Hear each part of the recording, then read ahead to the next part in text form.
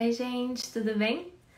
Então, hoje nós vamos começar a analisar o nosso último livro obrigatório da FUVEST. Já foram vários durante todos esses meses. Nós começamos com as lives em setembro. Nós estamos chegando à análise do nosso último livro aqui. Então, eu só vou esperar o professor Ari entrar para a gente analisar, então, hoje, Nove Noites, do Bernardo Carvalho. Oi, Ari! Olá, tudo bem? Tudo e você? Tudo ótimo, tudo ótimo. Deixa eu ajustar minha câmera aqui para não ficar tão em cima, né? Agora sim. Que meu nariz é pequenininho, se eu ficar assim na câmera assim, só dá para ver o nariz, não dá para ver Entendi. nada, né? Entendi. É difícil. Nossa, a única coisa que tá difícil hoje é aguentar esse calor. Socorro. É, eu estou Socorro. vermelho então aqui tá pegando fogo. Você tá no É, Guarujá? tô. A filial do inferno, quer dizer, filial do Saara, filial do Saara aqui. Entendi. Bom, eu tô animada pra essa live porque, assim, não conheço nada do livro. Eu ouvi algumas pessoas, alguns amigos meus que leram também por causa da escola, comentarem alguma coisa, mas eu achei meio confuso. Aí eu fiquei, bom, vamos dar esse desafio pro Ari pra me ensinar junto nessa live, porque...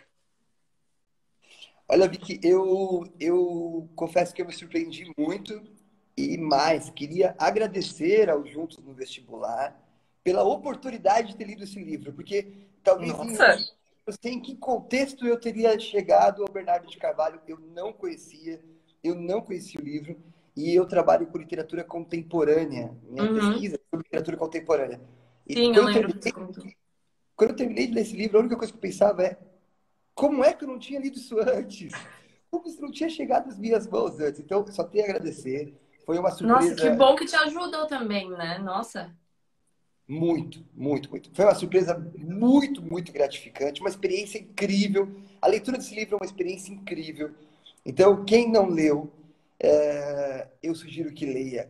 Consigam romper a barreira, a dificuldade de leitura das primeiras 50 páginas. Quando vocês Tá. romperem com isso, aí vocês vão se deparar com uma coisa do outro mundo, assim. É impressionante, é impressionante.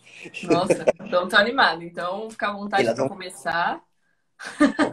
Vamos lá. Então, para quem por algum motivo ainda não sabe do que estamos falando disso aqui, ó.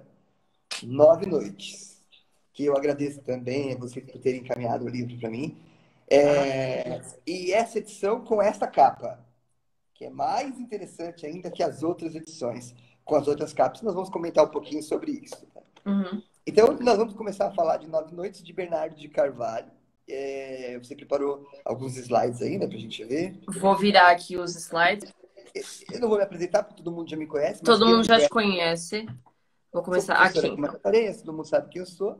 Então, essa é a nossa última live, né, das obras obrigatórias da FUVEST. Exatamente. É a última obra e, de acordo com aquele recorte que nós fizemos no começo das lives, o recorte temporal que dividia as obras de acordo com as suas escolas literárias, nós chegamos nesta obra que contempla, como poucas obras, né, é um belíssimo exemplar do que é a literatura contemporânea, do que vem a ser a tal literatura contemporânea que tanto se comenta, e poucas pessoas é, conseguem caracterizá-lo, ou melhor, exemplificá-la com tanta qualidade como Bernardo Carvalho fez com esse livro. Então, esse livro é um ótimo exemplar do que é da chamada literatura contemporânea.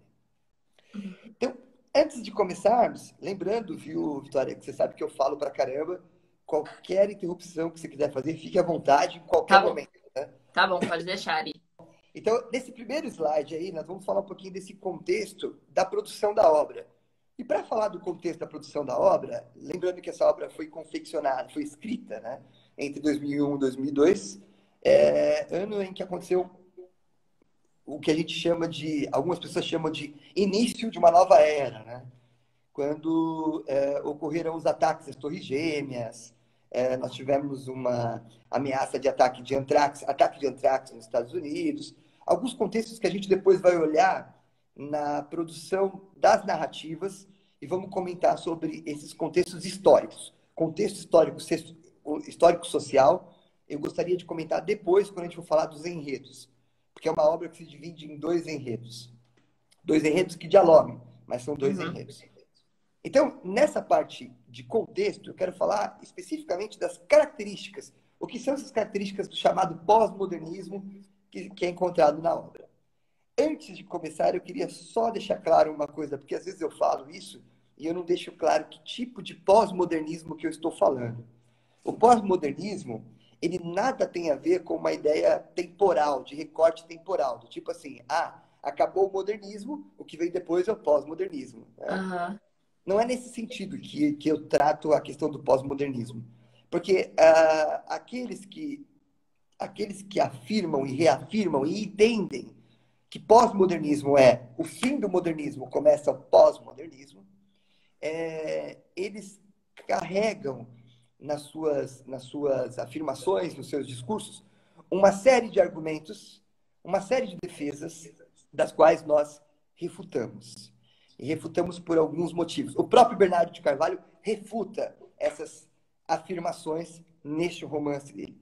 Uma das afirmações mais importantes, que se caracteriza como pós-moderna, é a ideia do fim da narrativa, o fim das grandes narrativas. Como se, com as narrativas modernas, se encerrasse, então, o interesse das massas, o interesse do povo e o interesse de quem produz também, de contar histórias, grandes histórias, com grandes personagens. Né? Lembrando que a maior narrativa que nós vivemos desde do ano zero, né, é a narrativa da história de Jesus Cristo. Então, uma vez Nietzsche já dizia sobre a morte de Jesus e a morte de Deus como uma possibilidade de fim de narrativas. Bom, é mais ou menos essa principal ideia que é refutada em Bernardo de Carvalho. Não há aqui o fim de uma narrativa, mas sim ele mostra como que as características desse discurso pós-moderno podem, de fato, configurar uma nova narrativa ou uma nova forma de se contar uma grande história. Tá. Então, se você vai ler Nove Noites, esperando uma história linear, que começa, de começo, meio e fim, contando a história de uma pessoa que vai viver uma grande aventura, e vai ser um grande herói, e vai fazer algo grandioso para a humanidade, ou vai viver uma grande tragédia. Se você espera ler um livro nos moldes dos romances românticos, dos romances realistas, e até de alguns romances modernos, eu digo alguns porque nem todos, você vai se perder. Você não vai encontrar isso em Nove Noites. A estrutura aqui é completamente diferente porque a narrativa é contada de outra maneira. Bom, Uhum. então quais são as características desse discurso pós-moderno, discurso e não período pós-moderno, que é tratado neste romance? Então, só para concluir o que eu estava dizendo, que eu acabei não Aham. concluindo. Por que não período pós-moderno? Porque a gente entende que pós-modernidade é algo discursivo, é uma ideia, é um grupo de pensamentos, grupo de pensadores, grupo de pensamentos que definem a contemporaneidade como um período da ausência total de substância, da ausência total de significância, como se tudo fosse vazio, vago, ou como diria o Bauer, líquido, né? Como se tudo fosse evasivo, tal como as relações humanas. Hoje as pessoas não se relacionam, elas apertam um botão e se contatam, se conectam, depois vão lá, têm um contato rápido, depois se esquecem. Quer dizer, Aham. esse discurso, isso é um discurso que é usado para tentar justificar a falência das relações humanas a partir das narrativas, a partir das histórias e a partir da própria essência da humanidade, que é fazer-se ouvir, que é transitar entre histórias, memórias e trajetórias. Então, rapidinho, esse vazio da humanidade por não prestar muita atenção mais no que realmente é feito, ou não darem valor realmente às coisas mais afetivas, seria característica do período pós-moderno e não do discurso. Não, isso é característica do discurso Do pós-moderno. discurso, ah tá. Do discurso. Então, o que o Bernardo Carvalho vai nos mostrar no romance é que isso é mentira, que isso não existe, Entendi. que Tá. existem sim grandes histórias, que existem sim grandes relações e que esse discurso pós-moderno, que é um discurso também que acompanha o que a gente chama de capitalismo tardio, né? Que é o discurso que vai desumanizar mais a humanidade, tentando justificar que isso é uma característica factual da humanidade. Mas, no fundo isso não é. Isso é uma tentativa de fazer com que acreditemos nisso e deixemos de crer em nós mesmos, né? Que esvazia a Uhum. nossa essência. Imagina, por exemplo, imagine, por exemplo, se do dia para a noite, ou nos próximos anos, vamos dizer assim, próximos anos, ninguém mais acreditasse em nenhuma divindade, em nenhuma história mais sobre Jesus, ou sobre Maomé, ou sobre qualquer... Ninguém mais acredita mais nisso. O que seria da humanidade? Uhum. É Entende? isso que Nietzsche Então, ele discute também, né? Nietzsche vai falar muito sobre esse niilismo, não é? isso, exatamente. Então, a ideia, esse discurso pós-moderno bebe muito em Nietzsche. Bebe muito em Nietzsche. Mas acrescenta-se de que quando o discurso pós-moderno começa a retratar uma sociedade vazia de significado, eles estão, na verdade, afirmando que essa sociedade existe. Mas o que o Bernardo de Carvalho faz e o que nós devemos lutar como uma questão de resistência é provar que isso é um discurso. Portanto, isso tem interesses capitais por trás Ah, disso. Eu vou tá. só dar um exemplo rápido, tá? Bem rápido, só para Sim, as sim. pessoas entenderem, não ficar tão abstrato assim. Se eu reafirmar que as relações humanas não existem mais, então não faz mais sentido o casamento, por exemplo, e nem o namoro, e tampouco o noivado. Isso não faz sentido. Então as pessoas podem viver relações só de encontro e contato e casal. Então eu encontro com alguém, me relaciono com ela, depois eu dispenso, pego o outro, pego o outro, pego o outro, pego o outro, vou pegando o outro. Quanto mais pessoas eu pegar, mais eu vou consumir dentro do mercado. Quer dizer, imaginem só, quanto consome de cinema, de pipoca, de motel, de qualquer outra coisa, um casal que se relaciona temporariamente, em comparação com um casal que tem uma relação estável. Ou É seja, verdade.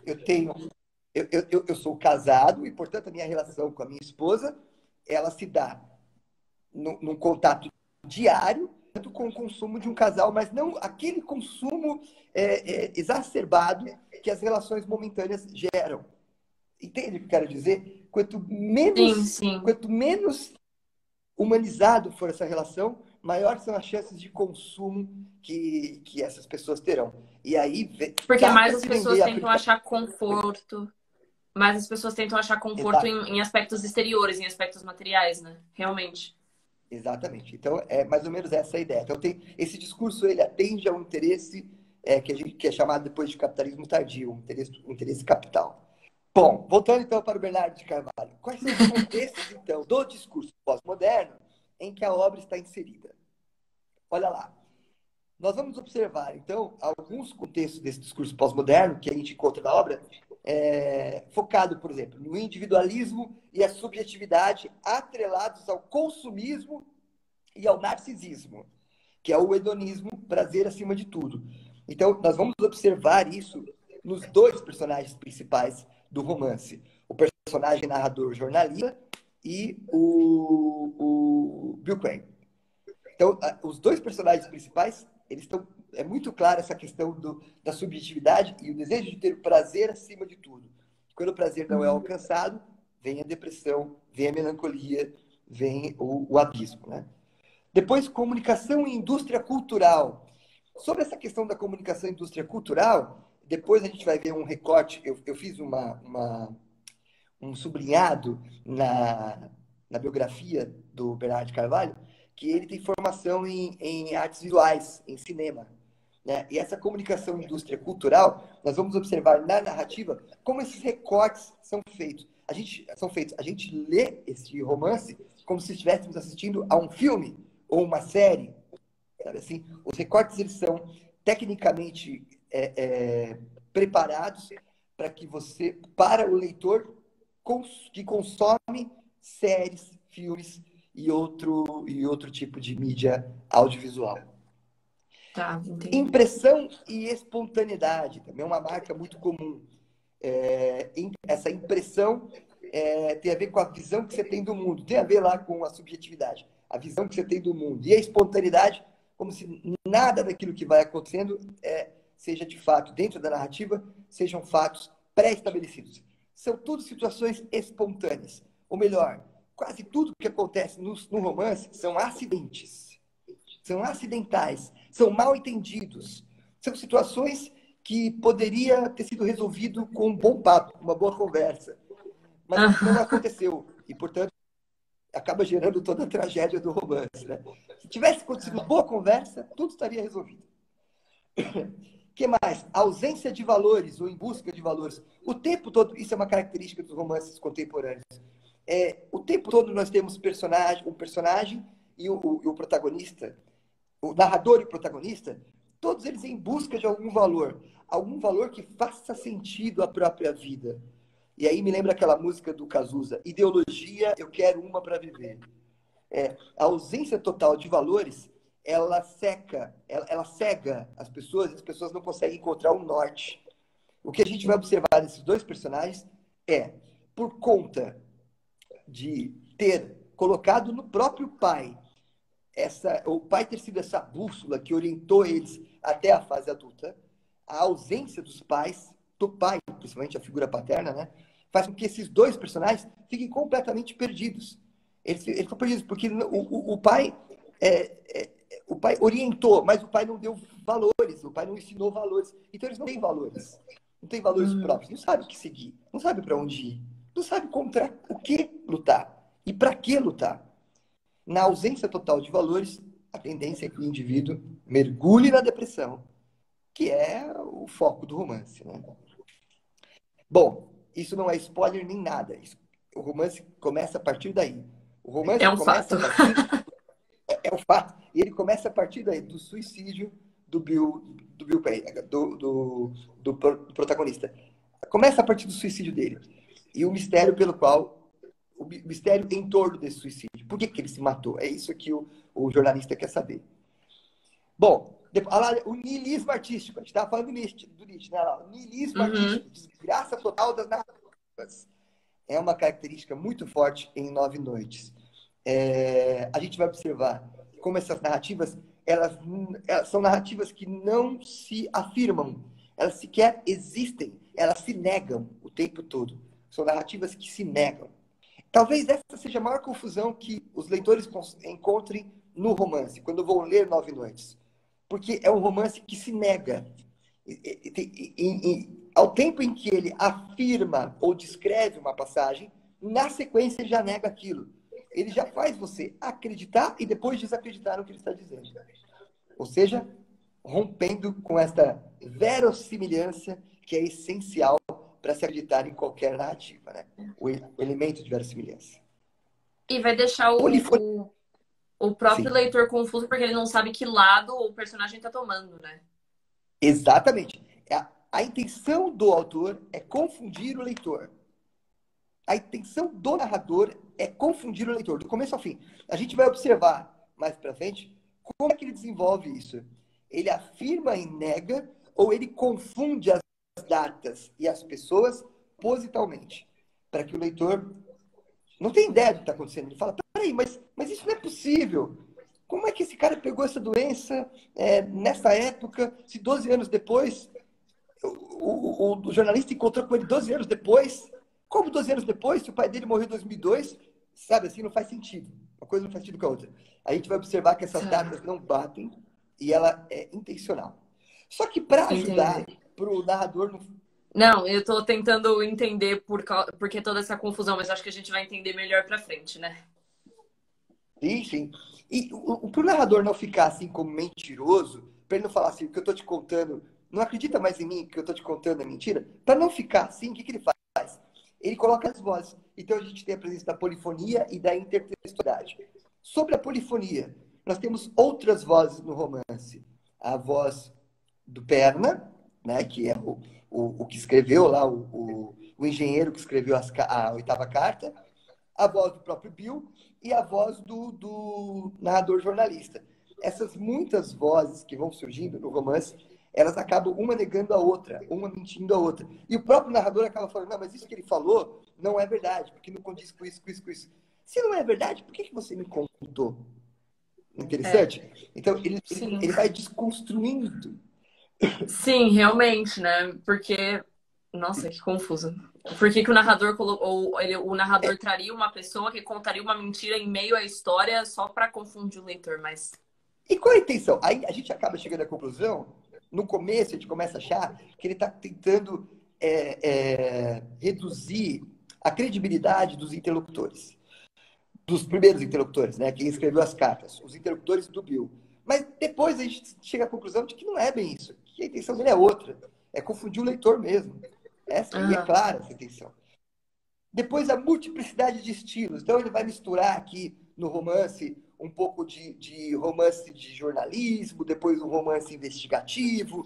Daí ele parte para as análises empíricas, ele começa a tentar te provar que tudo aquilo é possível. Depois ele parte para um romance epistolar, começa a unir as cartas. Então, ele faz uma mistura de estilo. E aí, vez ou outra, ele recita um poema. Então, são muitos estilos. No geral, é um grande poema. Se a gente observar, é um grande poema. Quando concluirmos a segunda live, eu quero retomar isso que eu estou dizendo agora, que é um grande poema. Tá? A combinação de tendências, arte eclética e híbrida.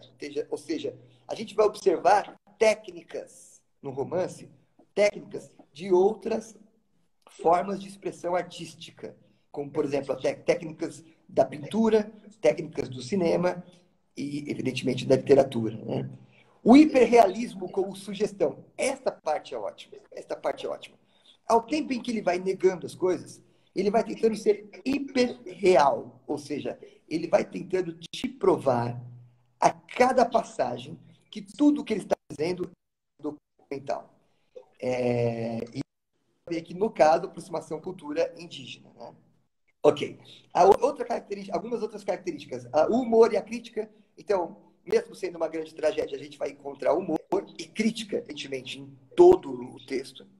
Memória multifacetada, ele tem dificuldades para recordar a memória. Os personagens têm dificuldades para recordar. E as memórias vêm sempre em flashes. E esses flashes memorialísticos também lembra, mais uma vez, uma técnica audiovisual, uma técnica de cinema. Né? No cinema, até a década de 80, quando alguém lembrava de alguma coisa, vinha aquela imagem assim, clara, né? Uma cena daquela passagem em que aconteceu o fato. Da década de 90 para cá, quando alguém lembra, começam a vir flashes. Um flash aqui, um flash aqui, um flash aqui. Só no final do filme, ou só no final da série, que aqueles flashes se juntam e aí forma aquela memória que a pessoa estava tentando lembrar desde o começo. Isso é uma característica do cinema contemporâneo. Imaginação e criatividade. Então, a maior parte do que será contado é imaginado, é criado, mas ele quer te convencer de que é real.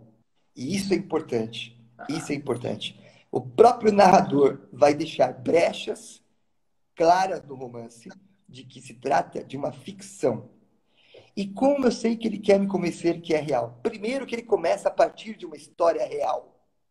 A Ari, partir de uma rapidinho. morte. O narrador é narrador terceira pessoa mesmo ou é o narrador personagem?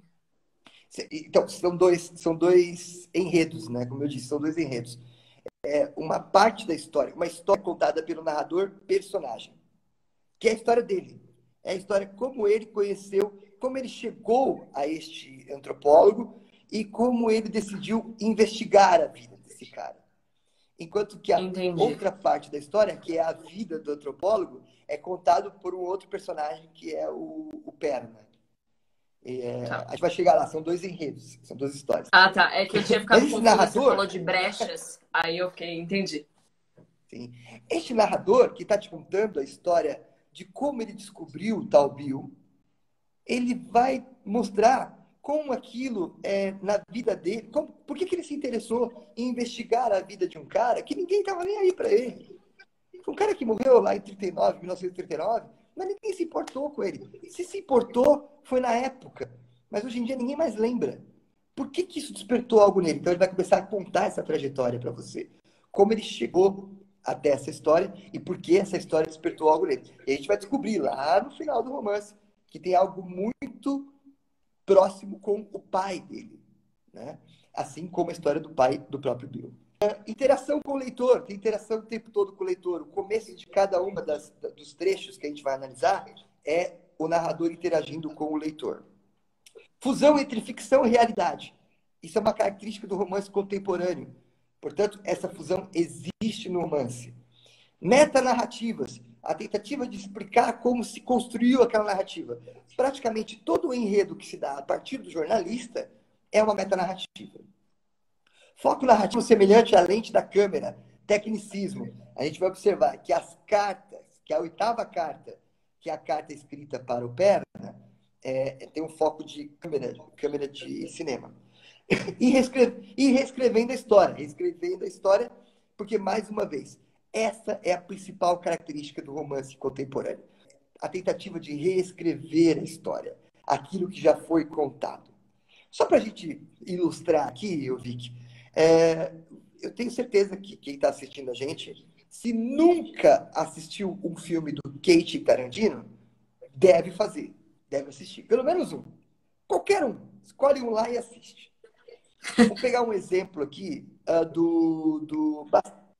Eu vou pegar Não, um eu exemplo aqui assisti do o do Bastardos que lançou o Inglórios. ano passado. Alguma coisa Ótimo. Hollywood. Era uma vez em Hollywood. Vou pegar esse, então. Já Isso, que você exato. assistiu, vou pegar esse. Era uma vez em Hollywood. Não Era uma vez em Hollywood conta uma história de um ator e de um dublê que vivia com ele. Eles eram muito próximos. E esse ator vai lá vivendo o dia a dia dele lá em Hollywood. E ele é um ator meio decadência. E o dublê é um cara sempre de boa e não sei o que e tal. É uma história normal, como qualquer outra. A questão é que este ator ele é vizinho do Roman Polanski. E o Polanski havia casado com a Sharon Tate na época. Então, a história do Roman Polanski com a Sharon Tate e o massacre na casa da Sharon Tate pelo Charles Manson é real. Essa história é real. Só que, como é que o filme conta essa história? Ele conta que a quadrilha do Manson entrou lá e matou todo mundo, inclusive matou ela grávida, como aconteceu na vida real. Ele conta isso no filme. Nossa, eu não lembro se ela tava grávida. Eu sei que eles entram e matam todo mundo que Você tá lá lembra dentro. disso, Se né? ela tá grávida ou não, eu não lembro exato. Ela estava... Não, mas ele não conta isso. Ele não conta. Por que ele não conta? Porque Não essa conta. é a história. Essa é a história. Entendi. Ele não conta. O que ele faz? Ele conta uma outra história. Uma história muito mais legal. Uma história muito mais vingativa, vamos dizer assim. Claro que eu não vou contar aqui, porque quem não assistiu Era uma Vez em Hollywood, se eu contar agora, vai ser spoiler. Mas vale a pena, o filme vale a pena. Então, ele se vinga da história, ele reconta a história, reescreve a história para se vingar da história. O que nós vamos deparar nesse romance é uma tentativa de recontar a história do Bill. Recontar a história do Bill. E é importante lembrar disso. E o Bernardo Carvalho em si, você pode ler para a gente aí esse trecho? Posso. Quem é o Nascido Bernardo de em, Carvalho? 19... Nascido em 1960, no Rio de Janeiro, Bernardo Teixeira de Carvalho é jornalista, contista, romancista e tradutor que começou sua jornada na carreira literária no início dos anos 1980 na cidade de São Paulo. Embora tenha estreado como contista, Bernardo Carvalho se destacou como romancista, tornando-se um dos autores mais importantes da literatura brasileira contemporânea. Na década de 1980, radica-se na cidade de São Paulo e, a partir de 1986, começa a trabalhar na Folha de São Paulo, em que exerce a função de diretor do suplemento de ensaios Folhetim. Atua como correspondente internacional em Paris e Nova York e, entre 1998 e 2008, colunista fixo do Caderno de Cultura Ilustrada. Com dissertação a respeito da obra do diretor alemão Wim Wenders, obtém grau de mestre em cinema pela Escola de Comunicação e Artes da Universidade de São Paulo, que é a ECA, em 1993. Essa é a parte mais importante da biografia dele, a meu ver. Ele é mestre em cinema.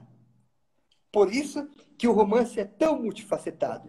Por isso que a ótica do narrador Bill, quando ele escreve a carta, é uma ótica de cinema. É como se você estivesse com uma câmera ali filmando o que está acontecendo. Isso fica muito evidente. Então, essa Uhum. característica da formação do Bernardo de Carvalho nos ajuda a entender a estrutura do romance. Aí tem as obras dele, as principais obras, né? E esse é o Bernardo, para quem não conhece, tá aí o rosto dele. E tá lá, né, os principais romances dele, Nove Noites, Mongólia, O Sol se Põe em São Paulo. Mas eu queria, se você puder aí, o Vicky, tem aí a capa, essa capa que tá aí do Nove Noites, ela é diferente daquela capa que eu mandei para vocês, que tá lá no slide, lá na frente, no slide enredo. Vixe, Tenta colocar calma. essa capa aqui, ó. Essa capa aqui, ó. O povo tá vendo. E por que essa capa aqui é interessante, me chamou muita atenção? Porque esse menininho aí, ó, é o Bernardo, que está segurando na mão de um índio Hum. É ele quando mesmo, quando criança, criança. quando criança, quando com o pai dele, ele visitou uma região afastada do país, né? Com o intuito, o pai dele, na verdade, estava comprando alguns terrenos. Era um projeto de latifúndio do governo. E, curiosamente, é só uma curiosidade, tá? Curiosamente, o Uhum. personagem narrador, o jornalista narrador, passou por uma situação como essa. Ou seja, tem ali um quê de biografia muito forte. Agora, repare na cara desse menininho aqui, ó, com a mão dada para o índio, tá vendo? Repare. Ele tá feliz? Tá com cara de que tá se escondendo do Aparentemente tá sol. feliz, tá alegre. É, depois que você lê o romance, quando você olha para esse menino, você tem certeza que ele queria qualquer coisa na vida, menos estar ali. Menos estar ali. Tem É, realmente não é certeza uma que ele, cara muito agradável. exatamente, ele tá pé da vida, ele tá muito bravo, ele tá com ódio de estar ali.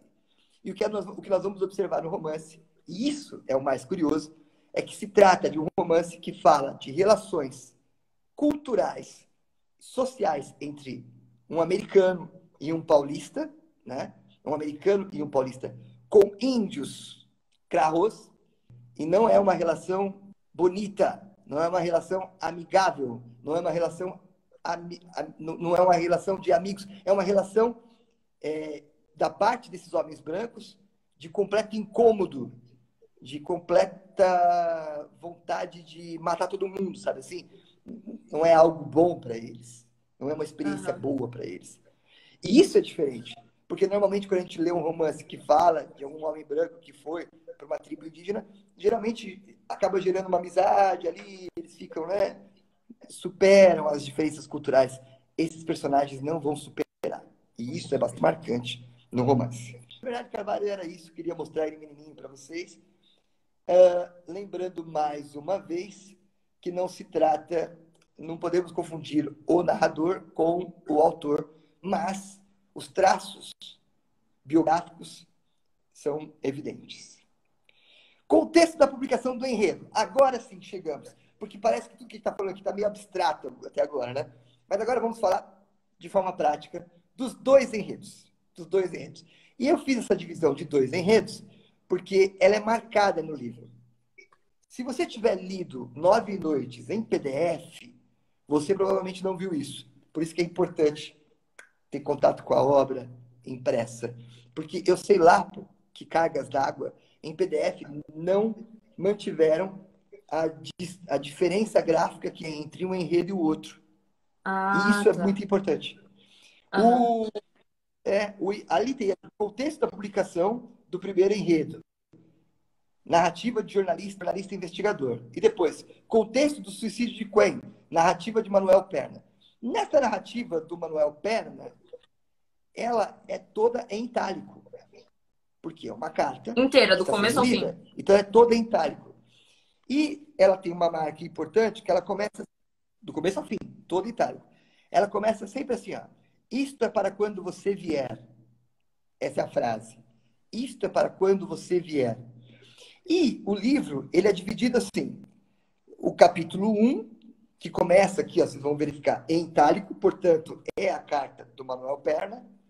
E depois tem outro capítulo um. Qual que é o outro capítulo um? É do segundo enredo, do narrador jornalista. Depois tem capítulo 2, outro capítulo 2. Capítulo 3, outro capítulo 3. Então, são capítulos que vão se desenvolvendo no transcorrer do romance de forma paralela.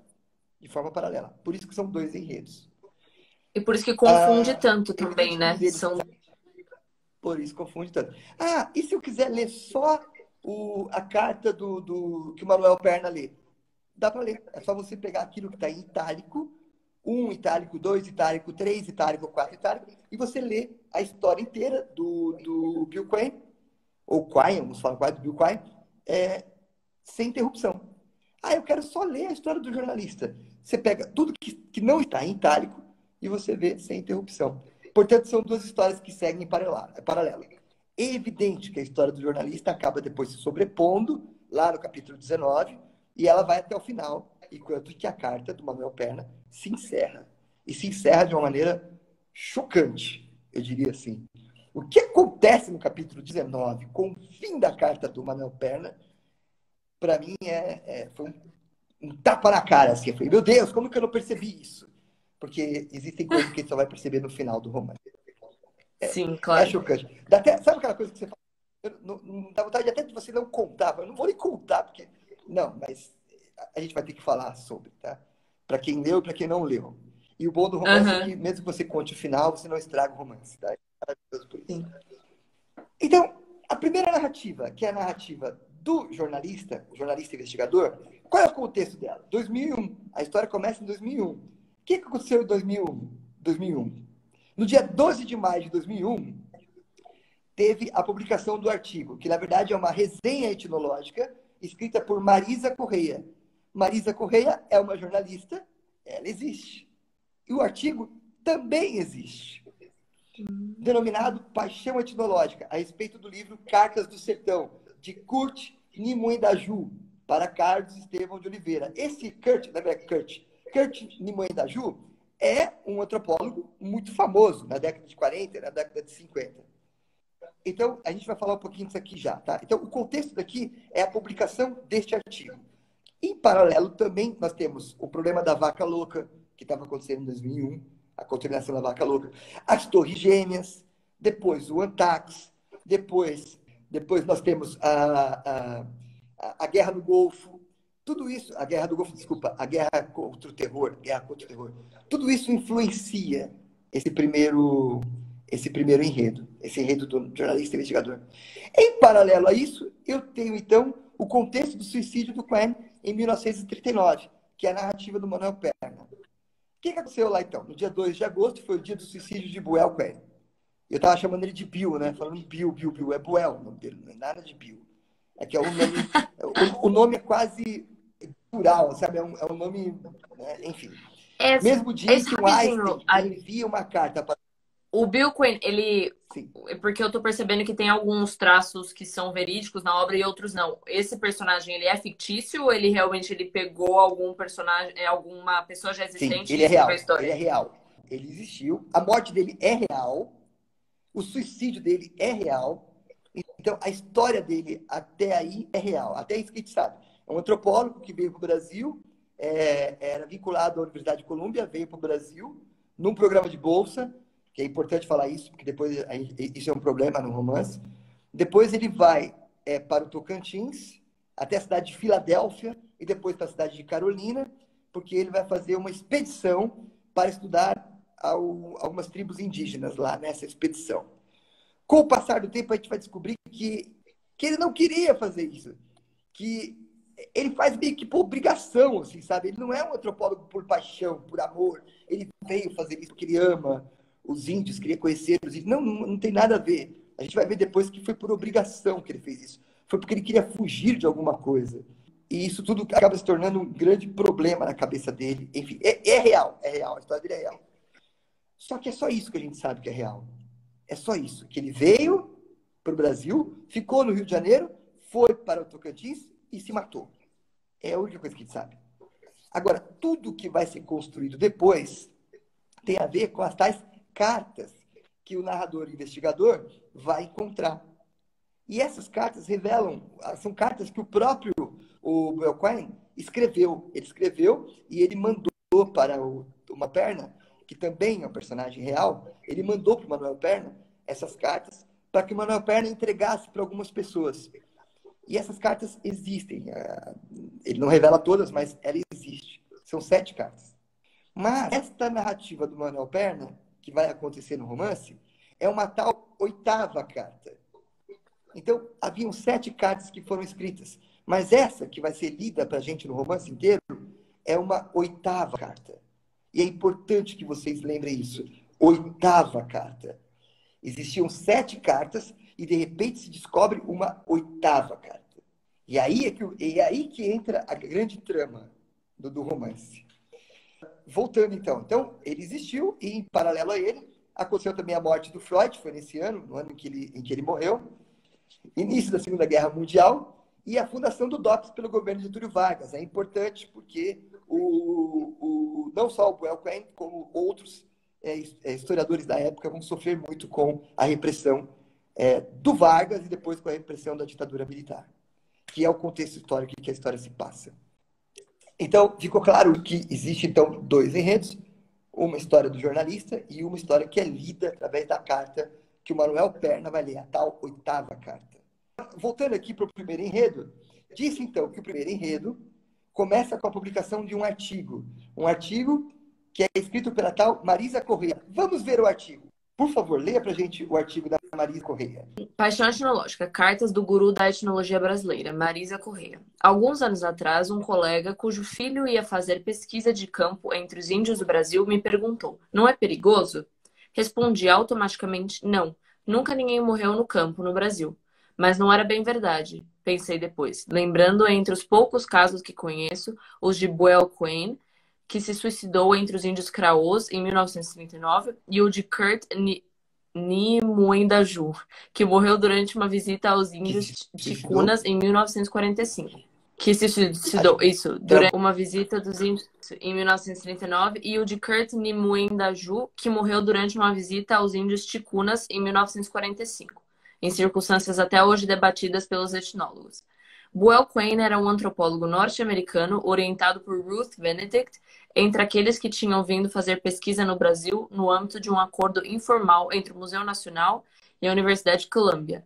A comoção causada por sua morte foi sentida lá e aqui, e durante muitos anos esse foi um dos segredos da história da etnologia. Pois bem, então nós temos aí um fato histórico, de fato isso aconteceu. Nós temos alguns personagens aí, o Buell Quinn, a Ruth Benedict, que são personagens que aparecem no romance e eles existiram, de fato.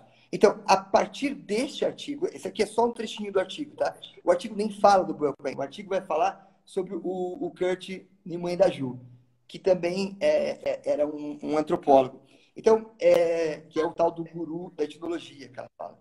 O artigo fala sobre ele. Então, é só um trechinho que fala do Buell Quinn. O jornalista narrador, ele leu esse trechinho e falou, e isso chamou a atenção dele. E a partir daqui ele resolveu, então, investigar a vida do Buell Quinn.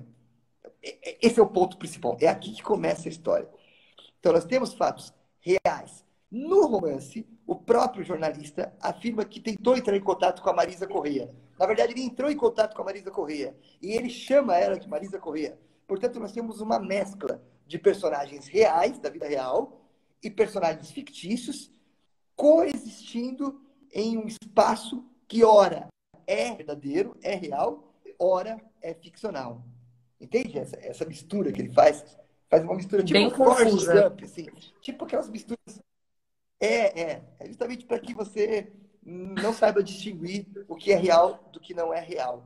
Porque, no fundo, a tal da hiperrealidade. É mais do que real, né? Da sua realidade. Vamos falar do tempo. O tempo do enredo 1 é 1939, meados da morte do Buell Quinn. Então, em 1939 que acontece, um tempo linear também, que a gente vai acompanhando através das cartas.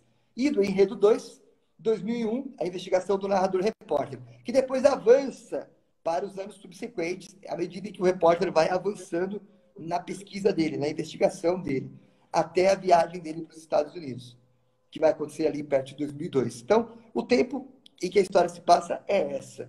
Em nenhum momento, o momento mais próximo em que o narrador-repórter chega do Buell Quinn é quando ele vai para a cidade de Carolina. Lembrando que a cidade de Carolina é onde se passou a história do Buell Quinn. Quando ele vai para a cidade de Carolina, no Tocantins, e chega próximo do Manuel Perna, que, em tese, em tese, é o cara que está lendo a carta, a oitava carta, né? É o cara que escreveu a oitava carta. O Manuel Perna é um personagem que conheceu o Bill. Eles tiveram uma aproximação muito grande. Na verdade, eles tinham um caso. Só que a gente só vai saber que, de fato, foi um caso a partir da leitura dessa oitava carta. Tá? O Manuel Perna e o Bill Quine. Mas Mas Carolina é o que bem eu na queria... divisa com Maranhão e Tocantins, né? É bem na divisa, assim. Isso. Que vale ressaltar, se a Carol. professora de geografia estivesse Carolina. aqui agora, ali ia me ajudar. Carol, professora Carol. Desculpa, eu sou terrível com o nome. Se a professora Carol estivesse aqui, ia me ajudar. Nesta época, Carolina ficava na divisa entre o Maranhão e Goiás, porque Tocantins não era um estado ainda. Tocantins vai se tornar um estado a partir da Constituição de 1988. Antes não era estado, então era Goiás, tudo Goiás. Vale ressaltar que este rio, que nós estamos vendo ali nessa primeira imagem, aquele riozão azul ali, é o rio Tocantins. E é ele que divide as duas cidades que aparecem no romance, Carolina e Flórida. Flórida do outro lado do rio Tocantins e Carolina do lado norte do rio Tocantins.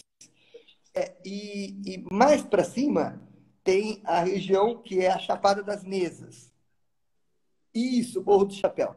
Chama-se Morro do Chapéu porque ele parece um chapéu, né? Óbvio, né?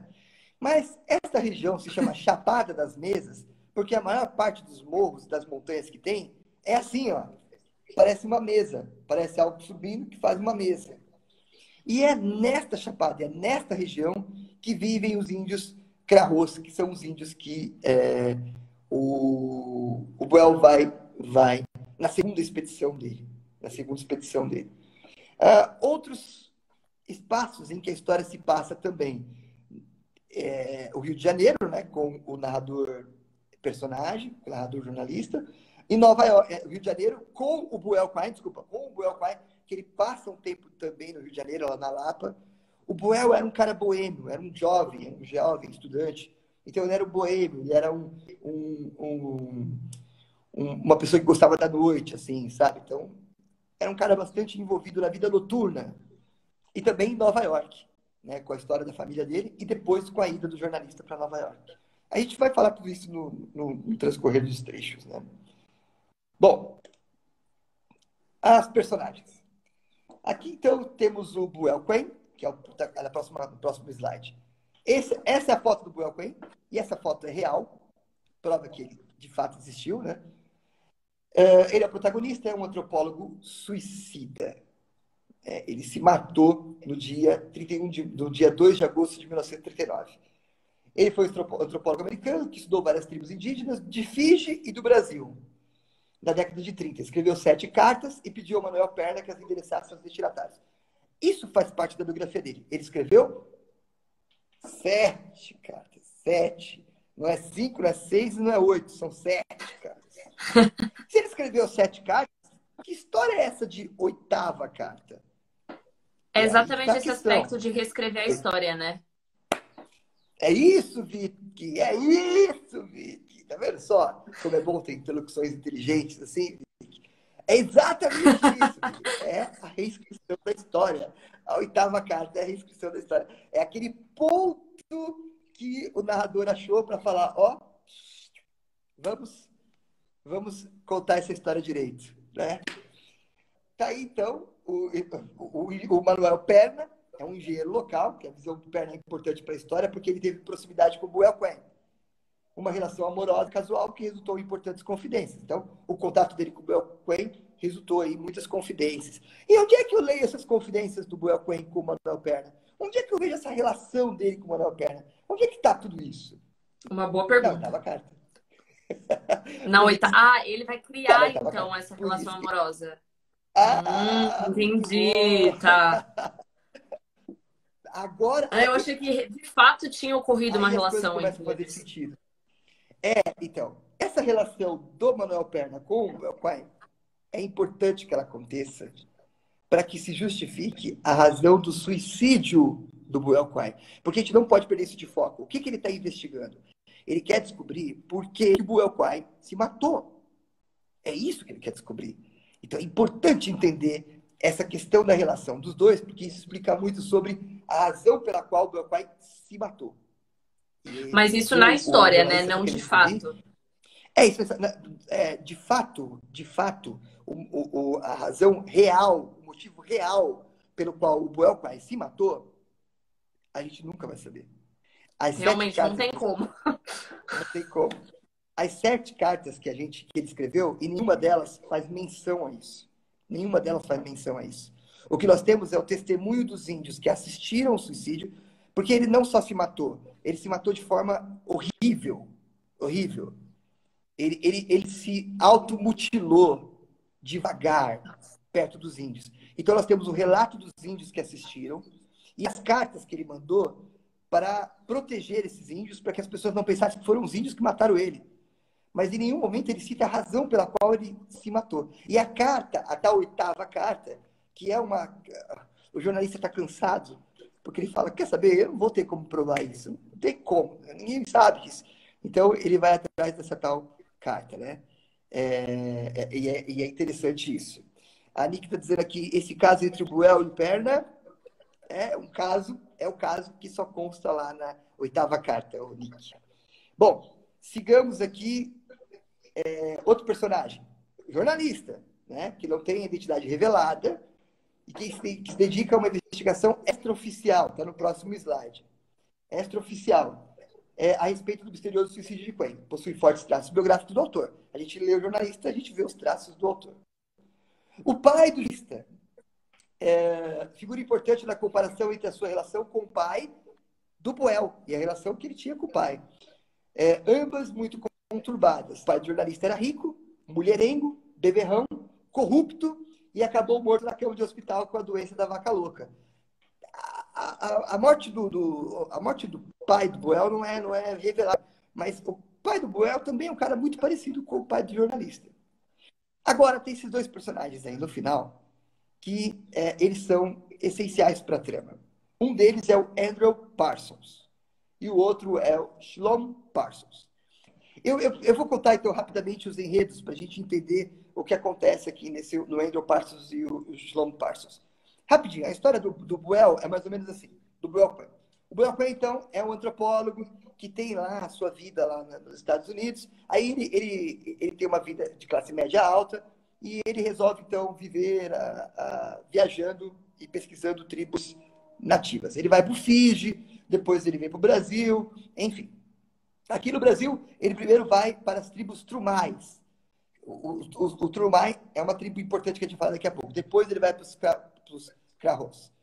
Nessa segunda ida, então, que ele vai para a tribo dos Krahos, ele vai até Carolina, que é a cidade mais próxima da aldeia. Só para você ter uma ideia, essa aldeia para chegar lá são dias de viagem. Se eu não me engano, são de 10 a 20 dias, eu não lembro muito bem. Depois a gente vê aqui. Mas é uma viagem muito longa, de Carolina até chegar nessa tribo. E ele vai, a primeira viagem que ele faz com o Manuel Perna. Na segunda viagem, que ele vai lá para os Krahos, ele não vai com o Manuel Perna, ele vai só com os índios. Em volta, quando ele decide voltar para ir embora para casa, no meio do caminho, ele se mata. E como ele se mata? A descrição da morte dele é assim. Ele vai se cortando aos poucos. Primeiro ele começa a se degolar, depois ele vai cortando pedaços do corpo dele, depois ele se enforca, depois ele vai, sabe, ele vai se matando aos poucos, ele vai se definhando aos poucos fisicamente. E chega um determinado momento em que ele fura tanto o pescoço dele que as pessoas perguntam para os índios, é horrível, a descrição da morte dele é horrível.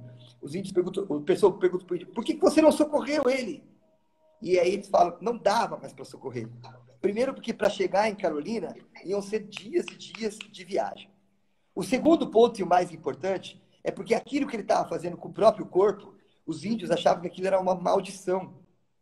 Como é que alguém está possuído pelo demônio? Porque ninguém maltrata tanto o corpo assim. Então eles ficaram com medo. No primeiro mês ficaram com medo e eles fugiram dele.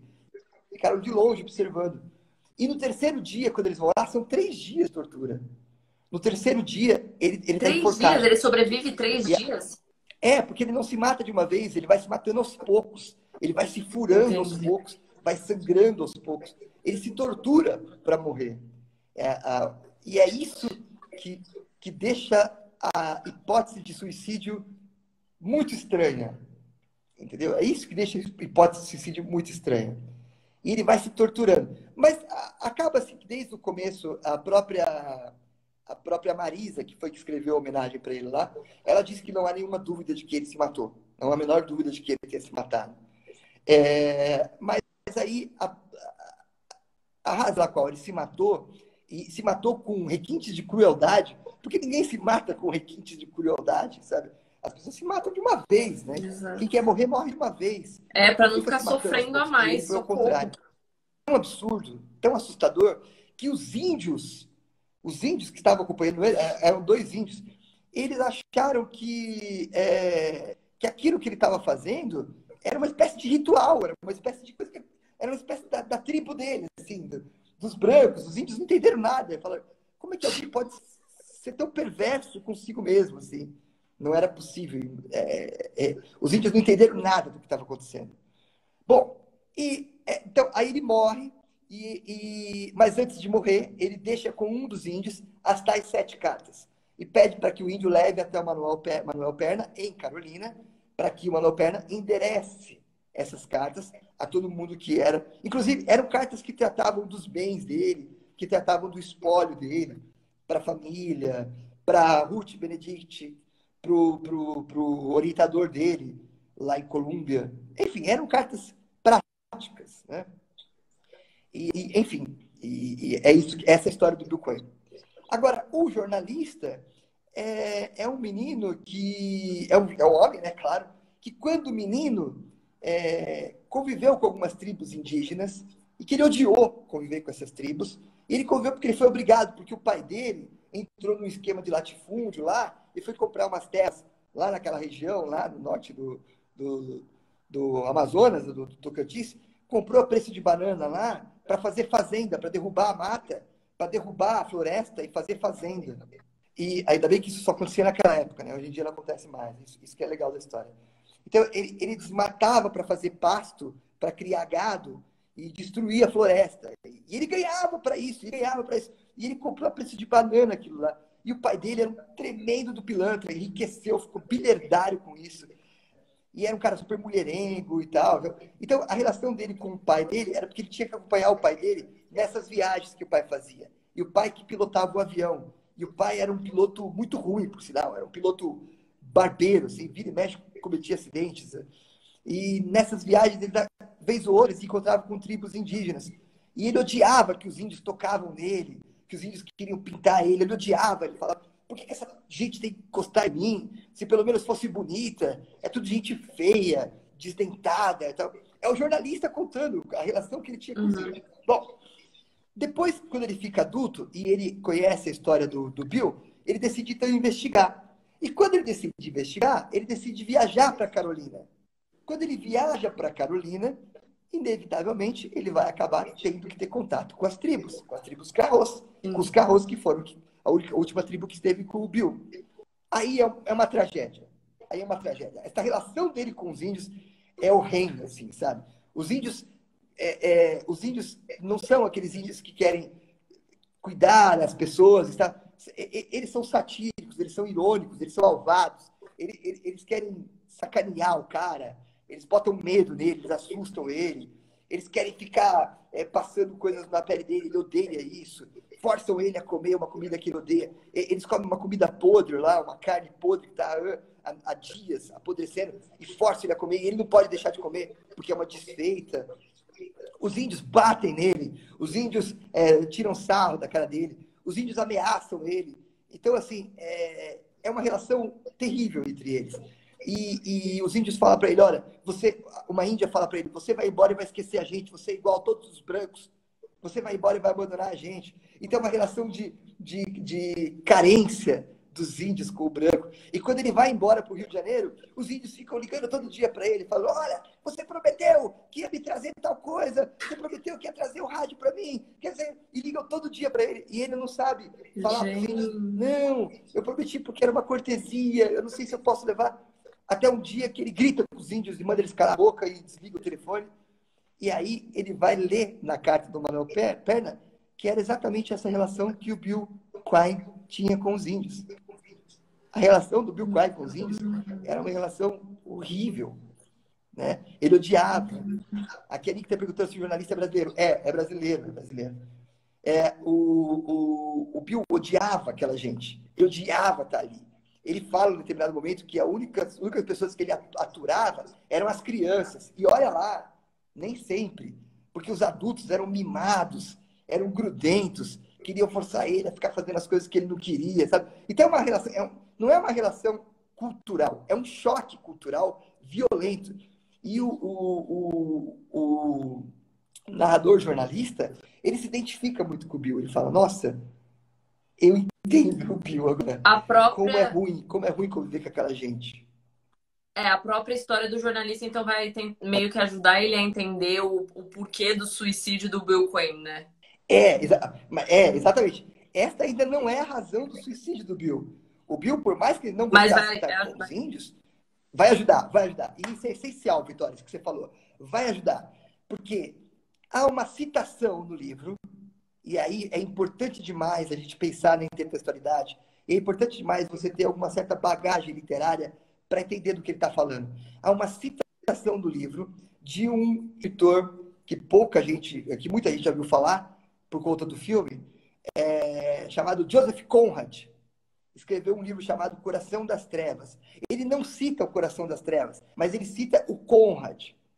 E no Coração das Trevas fala justamente de um cara que estava perturbado pela sua vida em Londres e a vivência dele com os índios, ao invés de criar aquela plenitude, aquela harmonia com a natureza, aquela coisa de ver as pessoas em contato, sabe, com o natural, com o pleno, não. Acabou criando um tormento maior na vida dele. Tanto que o romance do Conrad chama-se Coração das Trevas. E quando você está lendo o Nove Noites, você tem uma sensação de que este personagem, o Bill Quine, está nas trevas. Desculpa, o narrador jornalista, ele fala, eu passei 3 dias na tribo, 3 dias, e eu já queria me matar. Imagina o Bill Quine que ficou 3 meses. Ele ficou 3 meses, imagina o coitado dele. Que loucura que estava na cabeça desse cara. Enfim, isso acabaria ajudando a decisão do Bill do ponto de vista do jornalista. Entendi. Mas estou dizendo isso para chegar nos 2 personagens ali, no Andrew Parsons e no Shalom Parsons. Tudo que a gente sabe sobre a vida do Bill está escrito na tal 8ª carta. Tudo que sabemos que não tenha sido ele que tenha escrevido está na tal 8ª carta. E esta 8ª carta, ela tem um destinatário. O destinatário é este. Isto é para quando você vier. Isto é para quando você vier. É uma carta que foi escrita para quando uma pessoa chegar lá em Carolina. Quem é esta pessoa? A gente só vai descobrir que esta pessoa lá no final do romance é um tal de um fotógrafo que o Bill Quine conheceu nos Estados Unidos. E este fotógrafo teria tido um caso com o Bill Quine. Só que o Bill Quine não era homossexual, ele era bissexual. Assim como o fotógrafo também. Eles eram bissexuais. E ambos acabaram tendo um caso com uma mulher. E esta mulher é a razão pela qual o Bill Quine e esse fotógrafo se desentenderam completamente. Porque o fotógrafo optou por ficar com esta mulher. Entendi. Depois que esta relação teve esse atrito, esse rompimento drástico, o Bill viajou para o Brasil e foi fazer a sua pesquisa lá em Carolina. Portanto, ele já vai para o Brasil fugindo da relação. Ele não vai para o Brasil porque ele está interessado em fazer a pesquisa. Ele vai fugindo desse triângulo amoroso em que ele se envolveu. E a gente vai descobrir, então, com esta tal 8ª carta, que foi, em tese, escrita pelo Bill para o fotógrafo, que a razão pela qual o Bill se mata é que ele não conseguia, diante de tantos problemas que ele teve na vida, aceitar aquela relação, o fim daquela relação. Entendi. E quem é o tal fotógrafo? O tal fotógrafo é Andrew Parsons, que é um personagem que o jornalista, o jornalista vai conhecer ao lado, num hospital, ao lado do pai dele, quando o pai dele está no leito de morte. Lá ele vai conhecer o tal Andrew Parsons. E vai descobrir que o Andrew Parsons tem um filho. E esse filho vive nos Estados Unidos. E quem é o filho dele? É o tal de Sloan Parsons. Agora, o jornalista fala, agora eu estou em contato com alguém que de fato conviveu com o Bill. Então ele decide ir para os Estados Unidos para conversar com o tal de Sloan Parsons, que até então é filho de Andrew Parsons. Logo, é filho da mulher com quem o Bill se relacionou. Sim. Olha a ligação. É filho da Sim. mulher com quem o Bill se relacionou. É filho do Andrew Parsons com essa mulher. Só que essa mulher também foi mulher do Bill. E Sim, chegando sim. lá, do Bill não, do Buell, né? Do Buell. Chegando Do lá, Well, qual é a isso. descoberta que ele faz? Do Buell. Qual é a descoberta que ele faz? Ele descobre que o Sloan Parsons não é filho de Andrew Parsons. E sim filho de É quem? filho dele. Dele. É filho do Buell Coelho. Gente. É exatamente. Dele eu quis dizer Buell. Ficou na minha cabeça quem que tava narrando agora. Sim, é o filho do Buell. Então, olha a loucura. Aí você fala, meu Deus. Aí, então, o Buell se matou porque ele achou que o filho, que a mulher com quem ele tinha se relacionado e, de certa forma, amava, era do homem que ele amava. Quando, na verdade, Socorro. o filho era dele. E ele não sabia. Gente. É uma novela terrível. Nem os roteiristas mexicanos seriam capazes de escrever uma novela como essa. A Nossa. pergunta que eu faço para você, Vicky, para quem estiver assistindo essa live, ou para quem vier assistir depois, é: isso é ou não é uma grande história? Realmente, é uma grande história com várias reviravoltas. É incrível. Então, é uma prova mais do que cabal de que essa história de que morreram as grandes narrativas é mentira. Que as grandes narrativas elas estão aí no dia a dia. Basta você prestar atenção ao seu redor.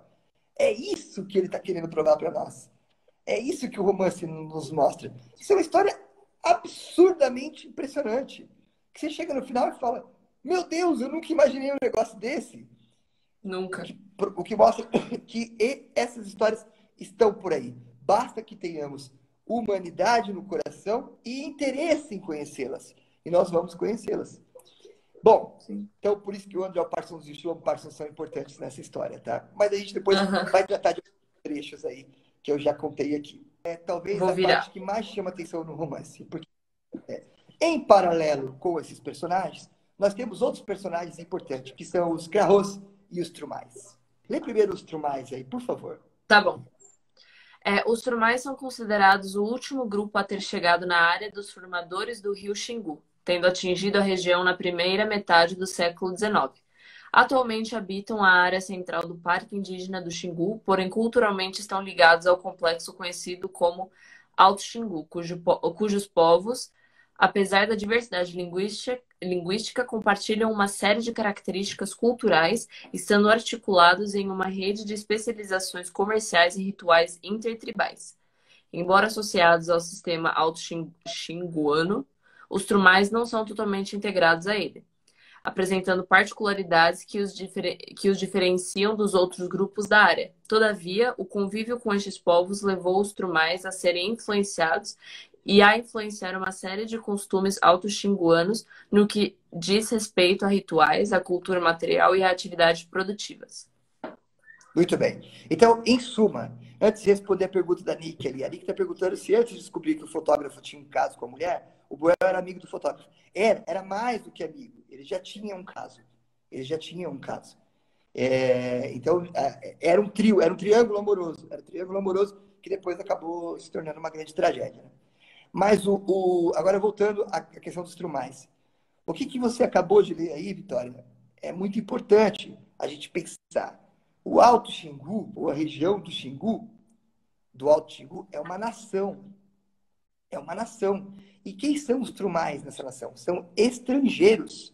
Os trumais, eles migram de uma parte, de uma uma região lá da Serra dos Chapéus para o Alto Xingu. Então, eles são estrangeiros, eles são tratados como tais.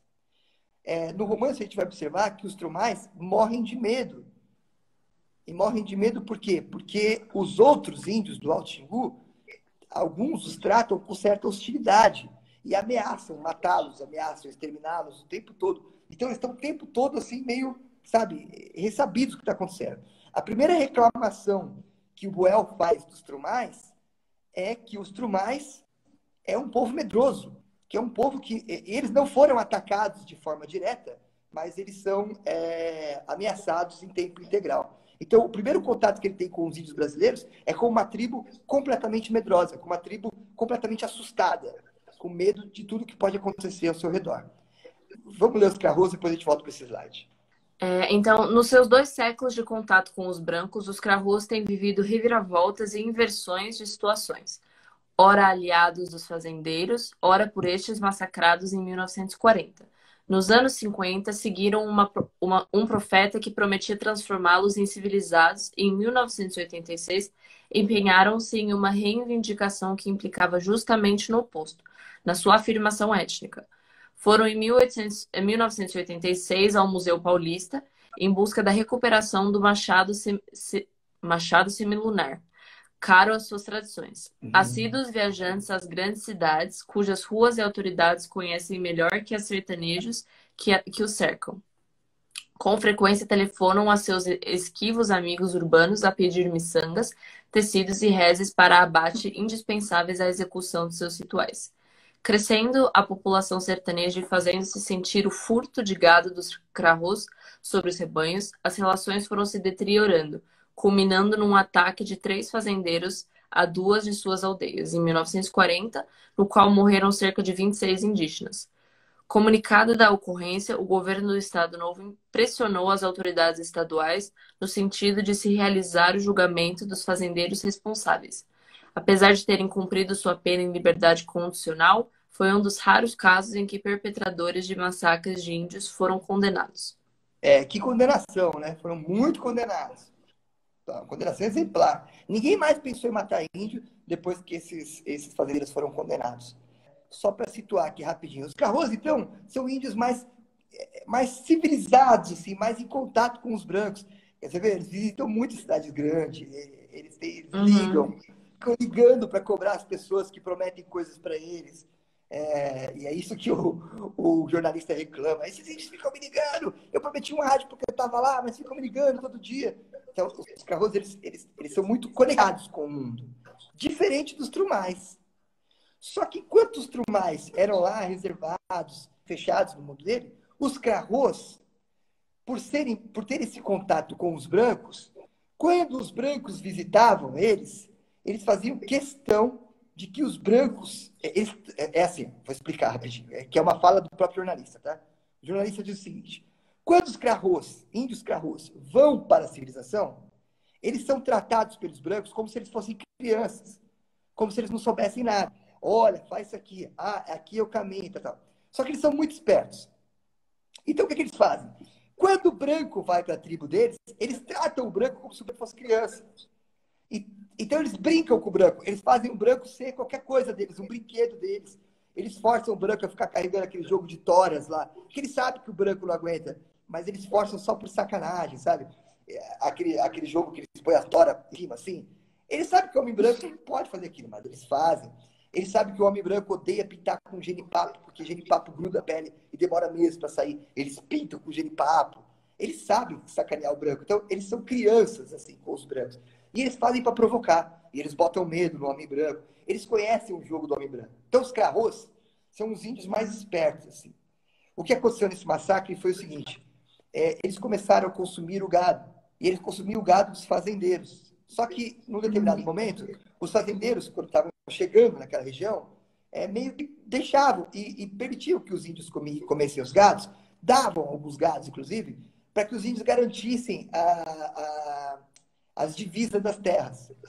Depois, começaram a assumir algumas cabeças de gado. E os fazendeiros começaram a desconfiar que eram os Crahoes que estavam roubando o gado.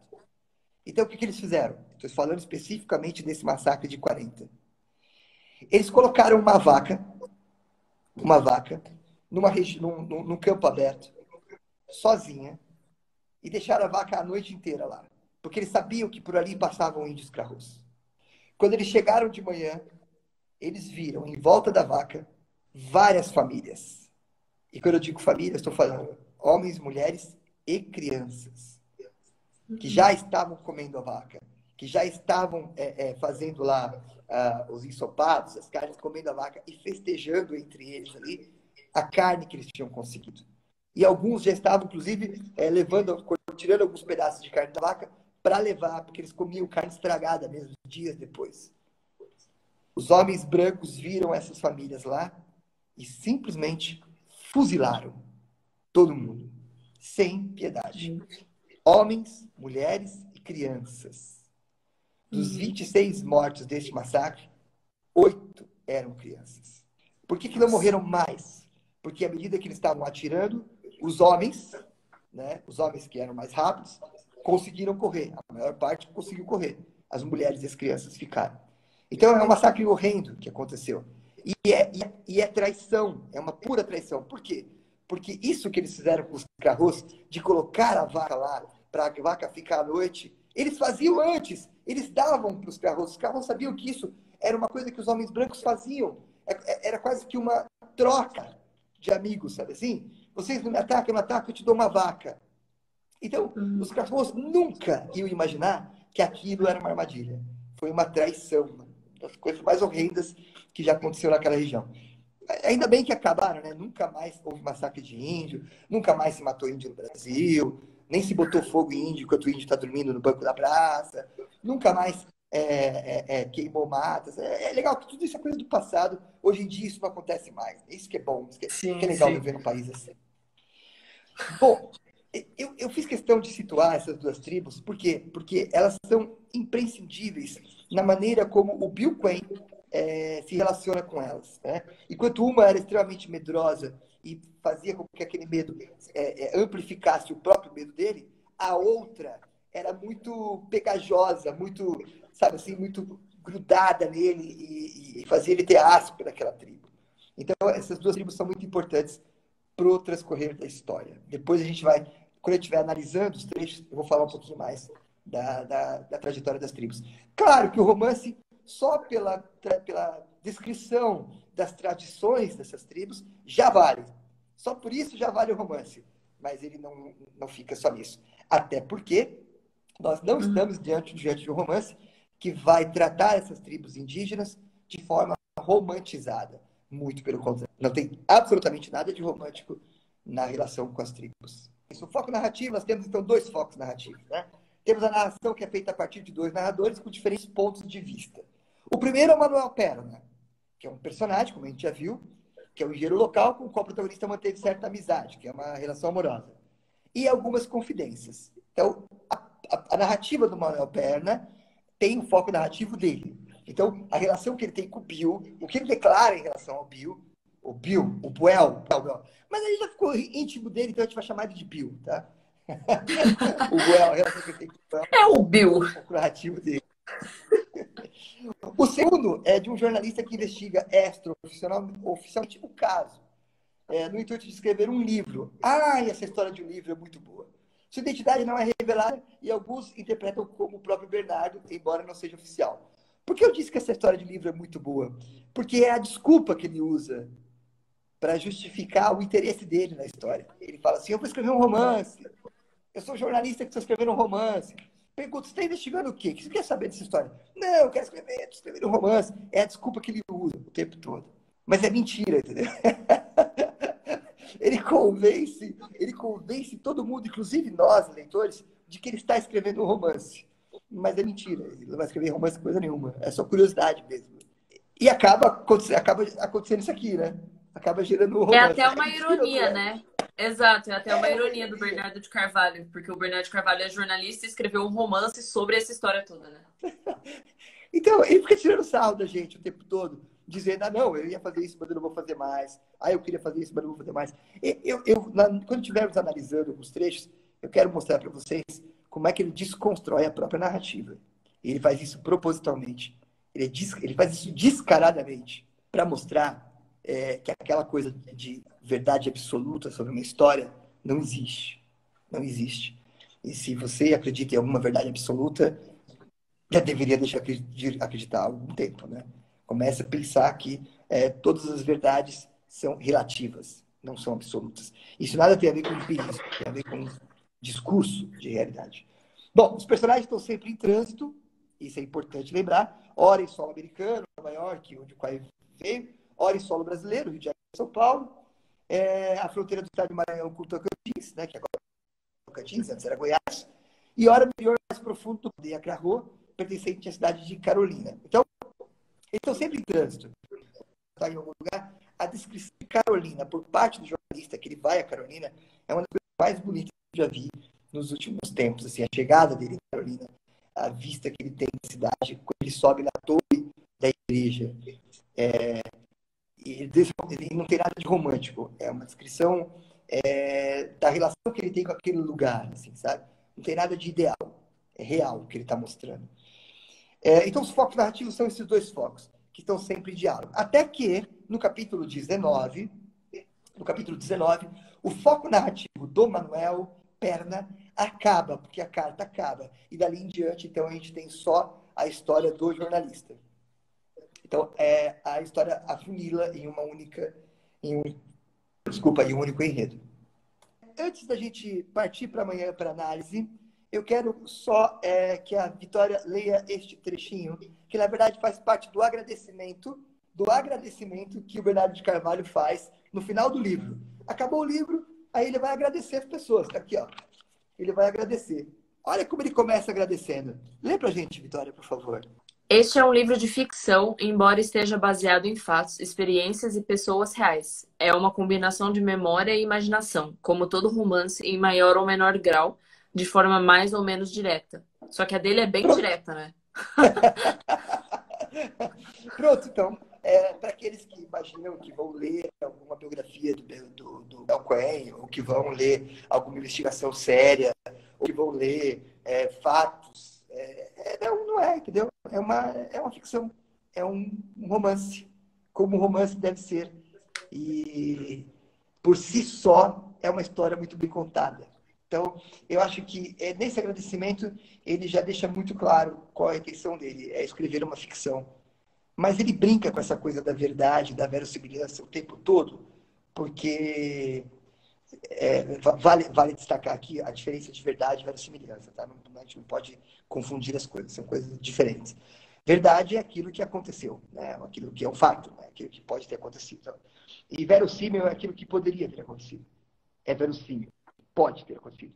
Por exemplo, se eu disser assim, quando escrever um romance que o Ari desceu na rua e foi à padaria, isso é verossímil. É verossímil por quê? Porque o Ari pode fazer isso? Não pode fazer?